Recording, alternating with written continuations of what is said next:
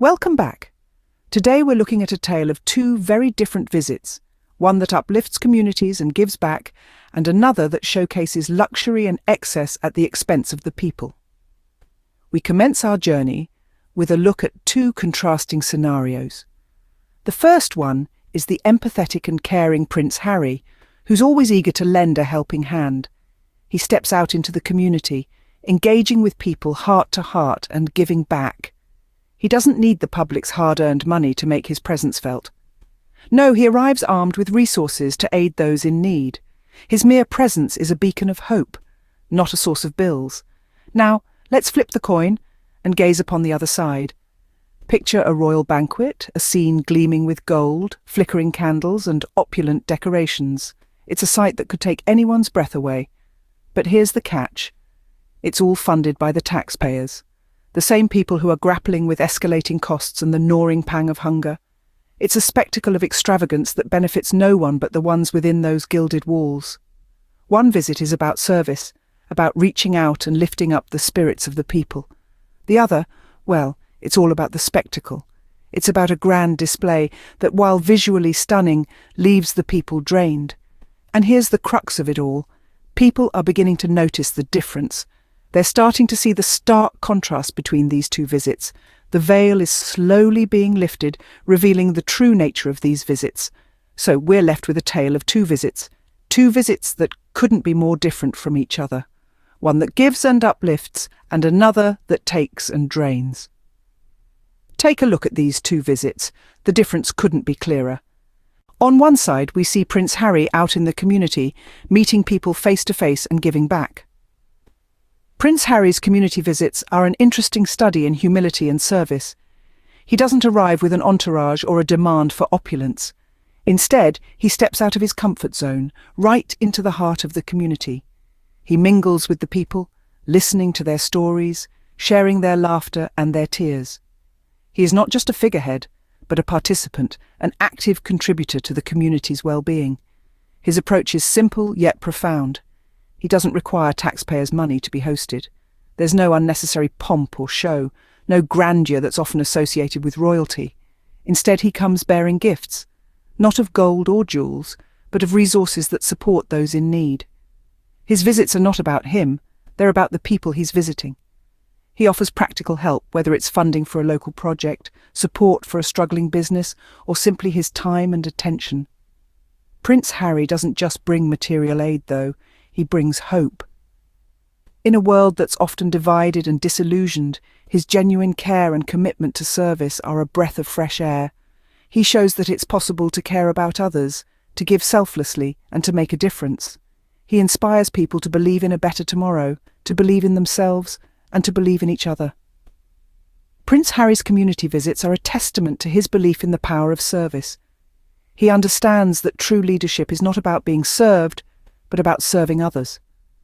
He knows that his position gives him a unique platform to effect change, and he uses it wisely.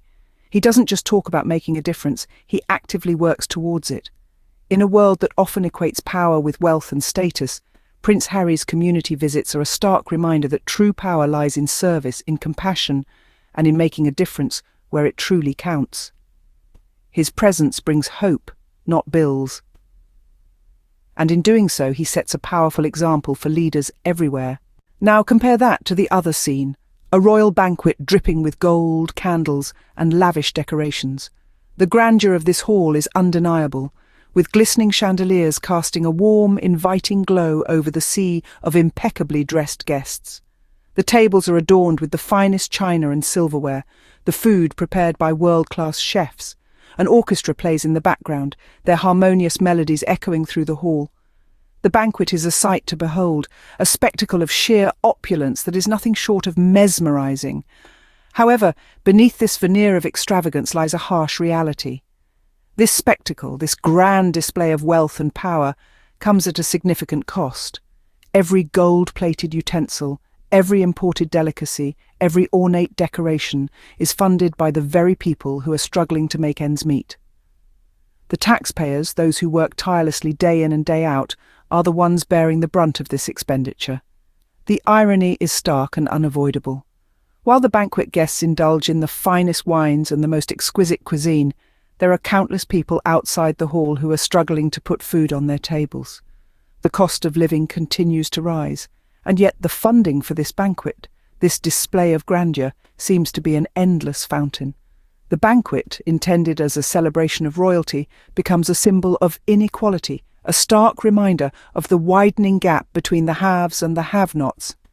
It's a display that speaks volumes, not of the generosity or compassion of the hosts, but of their disconnect from the very people they are meant to represent. Does this spectacle uplift the people? Does it bring hope or relief to those in need? No, it does not. Instead, it highlights the stark contrast between the lives of the privileged few and the many who are struggling. It's a display of extravagance that benefits no one outside that hall. One visit is about service, the other is about spectacle. One uplifts the people, the other drains them. When we delve deeper into the contrast between these two visits, the implications on the people and society at large become more apparent. On one hand, we have a visit that is rooted in service, connection, and genuine care for the community. It's a visit that leaves an imprint of hope, of possibility, and of change. It's a visit that doesn't just take, but gives back in a meaningful, tangible way. On the other hand, we see a visit that is all about the spectacle, a grand display of wealth and power. But what does that really achieve? Who does it truly serve? It's a visit that, rather than uplifting the people, burdens them.